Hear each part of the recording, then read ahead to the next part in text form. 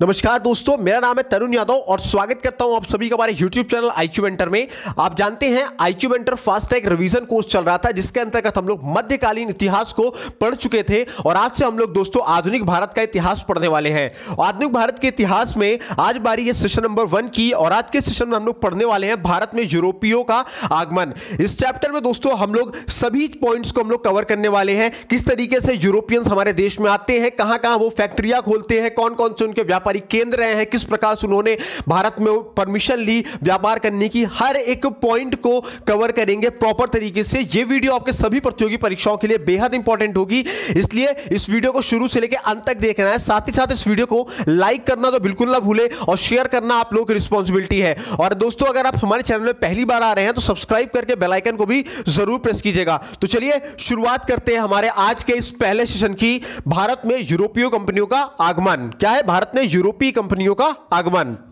दोस्तों भारत में यूरोपीय कंपनियों का जो आगमन था वो प्राचीन काल से होता चला आ रहा था और विदेशी व्यापार के लिए भारत में जो यूरोपीय थे भारत आया करते थे, ठीक है ना। और सबसे पहले यूरोपियंस में, जी हां दोस्तों याद रखिएगा, सबसे पहले पुर्तगाली आया करते हैं हमारे भारत में, जलमार्ग के रास्ते से आया करते हैं। और पुर्तगालियों के बाद दोस्तों फिर डच वाले आते हैं, फिर ब्रिटिश आते हैं और फ्रांसीसी भारत आया करते हैं। और इस तरीके से धीरे धीरे जल्दी भारत के समुद्री निकटवर्ती और समुद्री इलाकों व सामुद्रिक व्यापार पर यूरोपियों का एकाधिकार हो जाया करता है।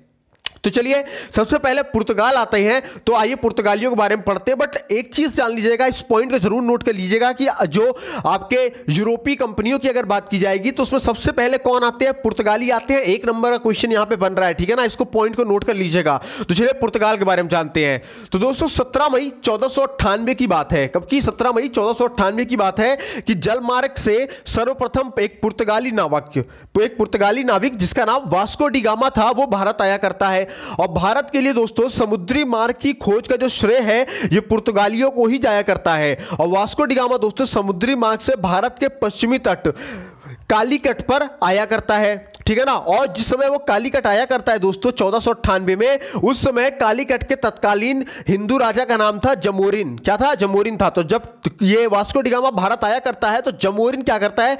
कालीकट पर वास्को डी गामा का भरपूर स्वागत करता है। उसके बाद वास्को डी गामा को व्यापार करने की सुविधा भी जमोरिन ने ही प्रदान की थी सबसे पहले। और यूरोपियों का भारत में आने का जो मुख्य मकसद था वो क्या था? व्यापार करना था। और सबसे इंपॉर्टेंट पॉइंट जो एक नंबर का क्वेश्चन बनता है वो ये है कि वास्को डी गामा ने केप ऑफ गुड होप के रास्ते भारत तक के समुद्री मार्ग की खोज की थी। कहां से? केप ऑफ गुड होप के रास्ते से की थी, ठीक है ना। कब आता है वास्को डी गामा भारत में? 17 मई 1498 को आया करता है। और वास्को डी गामा को ही दोस्तों हम बोलते हैं भारत की खोज की है इसने, ठीक है ना। अच्छा, भारत की खोज पूछ लिया वास्को डी गामा। अगर आप लोगों से अमेरिका की खोज पूछ लिया जाए तो अमेरिका खोज पूछा जाए तो क्या हो जाएगा? कोलंबस हो जाएगा, ठीक है ना। ध्यान रखिएगा, यहां से 2 से 3 नंबर एक क्वेश्चन बन गए हैं, ठीक है ना। एक एक पॉइंट को ध्यान रखिएगा, हर एक पॉइंट को हमने कवर करके रखा है। उसके बाद दोस्तों 1505 ईस्वी में फ्रांसिस्को डी अल्मीडा नामक पुर्तगाली को भारत में पुर्तगाली क्षेत्रों का अधिकृत गवर्नर बना के भेजा गया। और फ्रांसिस्को डी अल्मीडा को हिंद महासागर में व्यापार पर पुर्तगालियों का नियंत्रण स्थापित करना था, लेकिन वो इसमें असफल रहता है। और 1509 ईस्वी में फ्रांसिस्को डी अल्मीडा वापस अपने पुर्तगाल चला जाया करता है। और जब फ्रांसिस्को डी अल्मीडा पुर्तगाल चला जाता है तो उसके बाद 1509 ईस्वी में ही कुछ समय के बाद ही अल्फांसो डी अल्बुकर्क को अगला पुर्तगाली गवर्नर बनाकर भारत में भेजा गया। और अगर हम लोग एक चीज जाने तो अल्फांसो डी अल्बुकर्क को ही भारत में पुर्तगाली शक्ति का असली संस्थापक भी माना करते हैं। अल्फांसो डी अल्बुकर्क ने पुर्तगालियों को भारतीयों से शादी करने की सलाह दी और वो इसलिए सलाह दी ताकि भारत में पुर्तगालियों की संख्या बढ़ाई जा सके। और अल्फांसो डी अल्बुकर्क ने गोवा और फारस की खाड़ी में स्थित होर्मुज द्वीप पर अपना आधिपत्य कर लिया।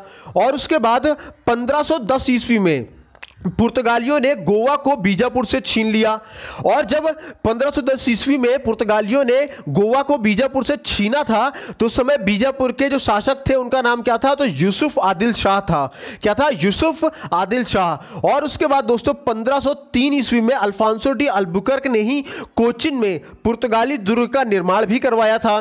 और 1530 ईस्वी में गोवा भारत में पुर्तगालियों की राजधानी बन जाया करती है। ठीक है ना, कब, ध्यान रखिए, एक एक पॉइंट को ध्यान रखिएगा। 1510 ईस्वी में गोवा को पुर्तगाली लोग हड़प लेते हैं बीजापुर से, और फिर 1530 ईस्वी में गोवा को क्या बना देते हैं, अपनी राजधानी बनाया करते हैं। ठीक है ना, उसके बाद 1560 ईस्वी में मार्टिन अल्फांसो डिसूजा को गवर्नर बनाकर भेजा गया, जिसके साथ ईसाई संत फ्रांसिस्को जेवियर को भी भारत आया। ठीक है ना, फ्रांसिस्को जेवियर भी भारत आया करते हैं, जो कि एक ईसाई संत हुआ करते हैं, और इन्होंने क्या किया कि गोवा की स्थानीय जातियों को और मछुआरों को ईसाई धर्म अपनाने के लिए प्रेरित किया। और पुर्तगालियों ने दोस्तों अपने समुद्री साम्राज्य को इस्तादो द इंडिया नाम दिया। क्या नाम दिया? इस्तादो द इंडिया नाम दिया, जिसके तहत उनके अधिकार क्षेत्र से गुजरने वाले जहाज को सुरक्षा कर देना होता था। और ये जो सुरक्षा कर दिया करते थे, इस सुरक्षा कर को कार्टेज बोला जाता था। ठीक है ना, और ये जो कार्टेज है दोस्तों, ये दरअसल एक परमिट की तरह हुआ करता था, और ये जो कार्टेज है, इसको मुगल साम्राज्य के महान शासक अकबर को भी ये सुरक्षा कर देना पड़ता था। ठीक है ना, मतलब कि जो मुगल शासक थे अकबर, ये भी कार्टेज दिया करते थे। ठीक है ना, चलिए, इसके बाद भारत में जो लाल मिर्च है, काली मिर्च और तंबाकू है, इसकी जो खेती है पुर्तगालियों की ही देन है। कौन सी? लाल मिर्च, काली मिर्च और तंबाकू की खेती पुर्तगालियों की ही देन है। इसके अलावा भारत में जहाज निर्माण और प्रिंटिंग प्रेस की जो टेक्नोलॉजी है, इसको लाने का श्रेय पुर्तगालियों को ही जाता है। और उसके बाद 1556 ईस्वी में भारत की पहली प्रिंटिंग प्रेस की स्थापना पुर्तगालियों के द्वारा ही की गई थी, और बंगाल में पुर्तगालियों द्वारा स्थापित पहली फैक्ट्री हुगली थी। ठीक है ना, उसके बाद पौंडीचेरी पर कब्जा करने वाले पहले यूरोपीय कौन थे? तो पुर्तगाली ही थे, और इन्होंने 1793 ईस्वी में पौंडीचेरी पर अपना आधिपत्य किया था। और 17वीं शताब्दी तक पुर्तगालियों की शक्ति भारत में डचों के आगमन, धार्मिक असहिष्णुता और पुर्तगाली शाही सरकार के हस्तक्षेप के कारण क्षीण होने लगी, और भारत में पुर्तगालियों का जो एकाधिकार था वो समाप्त हो जाया करता है। और जब पुर्तगालियों का एकाधिकार भारत से समाप्त होता है, तब इसका फायदा उठाते हैं डच वाले, और फिर आता है डच का शासनकाल। ठीक है ना, तो आइए डच के बारे में पढ़ते हैं। तो ये आप देख रहे हैं, जो डच है उनका ये नेशनल फ्लैग है, आप देख पा रहे हैं। उसके बाद जो डच लोग हैं, जो ये दरअसल हॉलैंड के निवासी थे। कहां के? हॉलैंड के निवासी थे, और 1556 ईस्वी में भारत आया करते हैं। डचों ने 1602 ईस्वी में डच ईस्ट इंडिया कंपनी की स्थापना भी की थी। डचों द्वारा ही भारत से व्यापार के लिए सर्वप्रथम संयुक्त पूंजी कंपनी शुरू की गई थी। इसके अलावा बंगाल के चिंसुरा में डचों ने एक कारखाना भी स्थापित किया, और डच लोगों का जो मुख्य उद्देश्य था वो दक्षिण पूर्वी एशिया के टापुओं पर व्यापार करना था। भारत क्या था? उनके व्यापारिक मार्ग में पड़ने वाली बस एक छोटी सी कड़ी के समान था। ठीक है ना, इसके अलावा डचों ने पुर्तगालियों को पराजित करके कोच्चि में फोर्ट विलियम का निर्माण करवाया। किसका? फोर्ट विलियम्स का निर्माण करवाया। और दोस्तों डचों ने गुजरात, कोरोमंडल द्वीप, बंगाल और उड़ीसा आदि में अपनी व्यापारिक कोठियां भी खोली। और डचों ने दोस्तों पहली कोठी मुसलीपट्टम में स्थापित की, और दूसरी कहां पे की? पुलिकट में स्थापित की। ठीक है, इसके बाद 17वीं शताब्दी में डच व्यापारिक शक्ति जब चरम पर थी, तो डच लोग भारत से सूती वस्त्र, अफीम, रेशम तथा मसालों आदि का महत्वपूर्ण वस्तुओं का निर्यात किया करते थे। और 1759 ईस्वी में अंग्रेजों और डचों के मध्य एक युद्ध होता है, जिसे हम लोग बेदरा का युद्ध बोला करते हैं। तो ये बेदरा का युद्ध क्या होता है? हुआ करता है अंग्रेजों और डचों के बीच में, जिसमें डच इतनी बुरी तरह से हारते हैं कि भारत से उनके पैर ही उखड़ जाते हैं। और यही कारण था कि 18वीं शताब्दी में अंग्रेजों के सामने डचों की जो शक्तियां थी वो क्षीण हो गई थी। और इन्हीं अंग्रेजों को दोस्तों हम लोग इंग्लिश में ब्रिटिश के नाम से जाना करते हैं। तो अब जब ये ब्रिटिश ने क्या किया? पुर्तगालियों को हरा दिया। तो दोस्तों अब हम लोग क्या करते हैं? ये डचों को हरा दिया अंग्रेजों ने, और पुर्तगालियों को डचों ने हराया। ध्यान रखिएगा, सीक्वेंस देखिएगा, पुर्तगालियों को डचों ने हराया और डचों को अंग्रेजों ने हराया। तो अब अंग्रेजों ने हरा दिया डचों को, तो आइए अंग्रेजों के बारे में अब हम लोग पढ़ लेते हैं, जिनको हम लोग ब्रिटिश के नाम से जानते हैं। ये उनका नेशनल फ्लैग है, इंग्लैंड का, आप देख पा रहे हैं। तो दोस्तों भारत में व्यापार के लिए आई सभी यूरोपीय कंपनियों में से जो अंग्रेज थे वो सबसे शक्तिशाली थे। और 1599 में जॉन मिल्डन हॉल नामक पहला अंग्रेज भारत आया था। कौन? जॉन मिल्डन हॉल नाम का पहला अंग्रेज भारत आया था, और 31 दिसंबर 1600 में इंग्लैंड की तत्कालीन महारानी एलिजाबेथ प्रथम द्वारा ब्रिटिश कंपनी को भारत से 15 वर्षों तक व्यापार के लिए अधिकार पत्र प्रदान किया गया। इसके अलावा स्थल मार्ग से लीवेंट कंपनी को और समुद्री मार्ग से ईस्ट इंडिया कंपनी को यह अधिकार प्रदान किया गया। इस पॉइंट को ध्यान से समझिएगा। 31 दिसंबर 1600 को क्या हुआ कि इंग्लैंड की जो तत्कालीन महारानी थी एलिजाबेथ फर्स्ट ने, उन्होंने क्या किया कि ब्रिटिश कंपनी को भारत में 15 वर्षों तक व्यापार करने के लिए अधिकार पत्र तो दिया, लेकिन यह अधिकार पत्र उन्होंने दो तरीके से दिया। एक तो दिया उन्होंने स्थल मार्ग के लिए, दूसरा दिया उन्होंने समुद्री मार्ग के लिए। जो स्थल मार्ग का अधिकार पत्र मिला वो मिला लीवेंट कंपनी को, और जो समुद्री मार्ग का अधिकार पत्र मिला वो मिला किसको? ईस्ट इंडिया कंपनी को। ठीक है। और दोस्तों इसी कंपनी से 1608 ईस्वी में कैप्टन हॉकिंस तत्कालीन मुगल शासक जहांगीर के दरबार में इंग्लैंड का राजदूत बनकर आया था। कौन आया था? Captain Hawkins. ठीक है ना। और भारत में अपने व्यापार को बढ़ाने के उद्देश्य से कैप्टन हॉकिंस ने सूरत में बसने की गुजारिश की और जहांगीर को उपहार के रूप में दस्ताने दिए और इंग्लैंड में प्रयोग किए जाने वाली बग्घी भी दी। और ये दस्ताने और ये बग्घी से जहांगीर बहुत प्रसन्न हो जाता है, और प्रसन्न होकर के जहांगीर ने कैप्टन हॉकिंस को इंग्लिश खां की उपाधि दी। किसकी उपाधि दी? इंग्लिश खां की उपाधि दी। लेकिन ध्यान रखिएगा, जो पॉइंट की बात है, कैप्टन हॉकिंस ने सूरत में बसने की गुजारिश की थी। ठीक है ना। और पुर्तगालियों और अन्य स्थानीय व्यापारियों के विरोध के कारण जहांगीर चाहकर भी अंग्रेजों को सूरत में बसने की आज्ञा नहीं दे पाता, जिसके फलस्वरूप अंग्रेजों ने बलपूर्वक 1611 ईस्वी में कैप्टन मिडल्टन द्वारा स्वाली नामक जगह पर पुर्तगालियों के जहाजी बेड़ों को हराकर भगा दिया, जिसके परिणाम स्वरूप 1613 ईस्वी में जहांगीर ने एक फरमान जारी करके अंग्रेजों को सूरत में स्थायी व्यापारिक कोठी बनाने की आज्ञा दे दी। और इसके बाद ईस्ट इंडिया कंपनी के द्वारा 1613 ईस्वी में पहला कारखाना सूरत में स्थापित किया गया था, और अंग्रेजों के द्वारा दोस्तों पहली व्यापारिक कोठी 1611 ईस्वी में मुसलीपट्टनम में खोली गई थी। ठीक है ना। एक एक पॉइंट को ध्यान रखिएगा। देख रहे हैं हर एक स्लाइड से 2 से 3 नंबर 4 नंबर के क्वेश्चन बनते हुए निकल रहे हैं, इसलिए प्रॉपरली नोट कीजिए या स्क्रीनशॉट लेते हुए चलिए। ठीक है। इसके बाद दोस्तों 23 जून 1757 ईस्वी में हुए प्लासी के युद्ध के बाद अंग्रेजों का भारत पर पूर्णतः प्रभुत्व हो गया, और प्लासी के युद्ध में ब्रिटिश ईस्ट इंडिया कंपनी तथा बंगाल के नवाब सिराजुद्दौला के बीच हुआ करता है। ठीक है ना। कई बार पूछा गया एग्जाम में कि भाई प्लासी का युद्ध कब होता है, तो 23 जून 1757 को होता है। किसके बीच होता है प्लासी का युद्ध? तो ब्रिटिश ईस्ट इंडिया कंपनी और बंगाल के नवाब सिराजुद्दौला के बीच में हुआ करता है। और इस युद्ध में अंग्रेज सेना का नेतृत्व कौन करता है? तो रॉबर्ट क्लाइव करता है। और उसी समय 22 अक्टूबर 1764 में हुए बक्सर के युद्ध में अंग्रेजों की जीत के बाद भारत में कोई भी ऐसी राजनीतिक शक्ति या कोई भी ऐसा राजनीतिक शासक नहीं बचा था जो भारत में अंग्रेजों को हरा सके।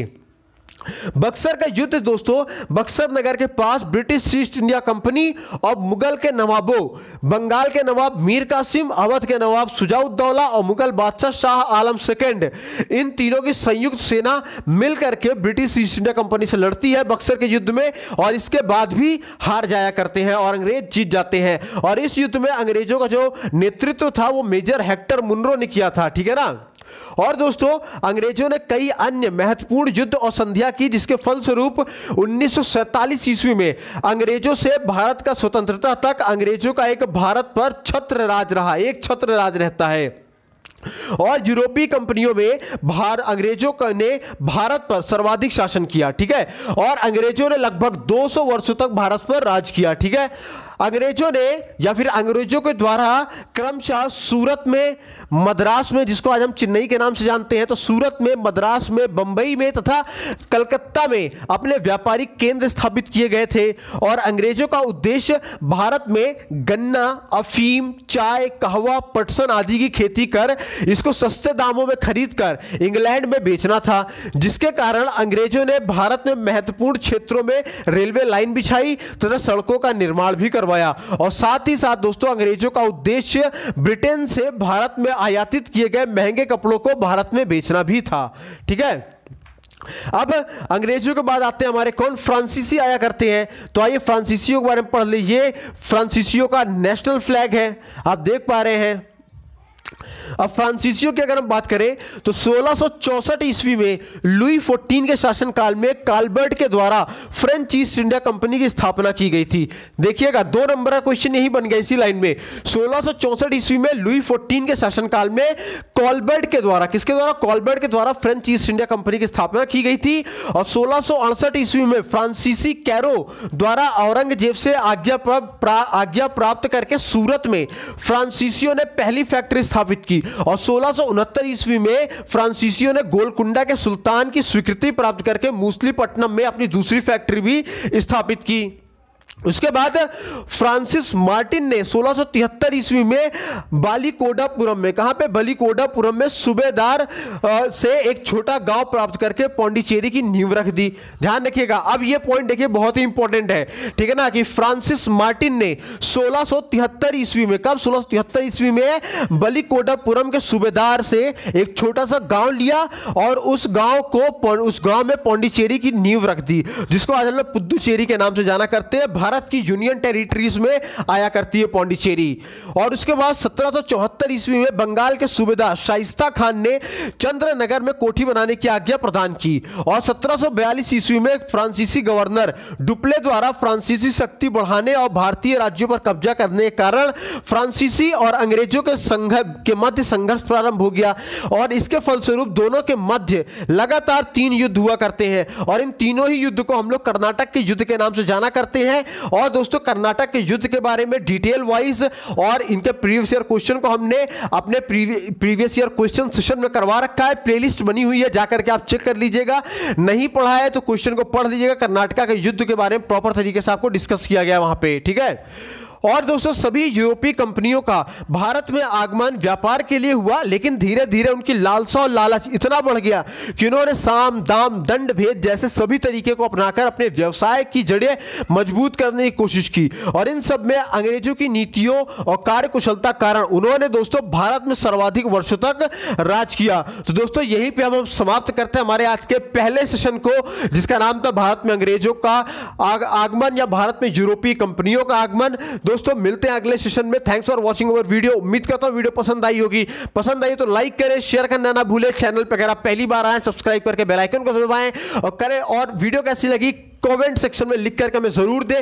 कोई ऐसा टॉपिक जिसके बारे में आपको समझ में ना आया हो वो भी हमें कमेंट सेक्शन में लिख कर दीजिए। हम आपको अपने ट्रिक के माध्यम से समझाएंगे। जो आपको कभी समझ में नहीं आया वो अब हमारे माध्यम से समझ में आएगा। और अगर आप इन वीडियोस की पीडीएफ पाना चाहते हैं तो नीचे दिए गए व्हाट्सएप नंबर में कैपिटल लेटर में JOIN लिख करके मैसेज करेंगे तो हम आपको अपने WhatsApp group IQ mentor study group में ऐड कर देंगे, जहां पे आपको हमारे सारे वीडियोस की latest update, link, PDF, upcoming vacancies detail, upcoming examination की detail, coaching material, test material, study material, बहुत सारी चीजें आप लोगों को फ्री ऑफ कॉस्ट दी जाती है। इसलिए हमारे व्हाट्सएप ग्रुप को भी ज्वाइन कीजिए। साथ ही साथ हमारे इंस्टाग्राम पेज को भी फॉलो कीजिए। टाइप कीजिए इंस्टाग्राम के सर्च बॉक्स में जाके IQ मेंटर, फॉलो कीजिए। वहां पे हमारे पोस्ट के माध्यम से डेली आपको कुछ ना कुछ नया और बेहतरीन सीखने को मिलेगा, जो आपके एग्जामिनेशन के पॉइंट ऑफ व्यू से बेहद इंपॉर्टेंट होगा। तो चलिए मिलते हैं अगले सेशन में, तब तक ख्याल रखिए, स्वस्थ रहिए, मस्त रहिए। जय हिंद, जय भारत।